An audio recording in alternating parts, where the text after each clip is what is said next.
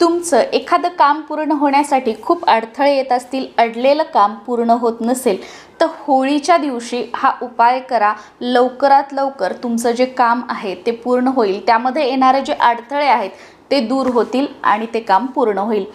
यासाठी तुम्हाला 7 विड्याची पानं लागणार आहेत. जे आपण खाऊची पानं म्हणतो ती 7 पानं घ्यायची आहेत. अगदी देठासहित घ्यायची आहेत.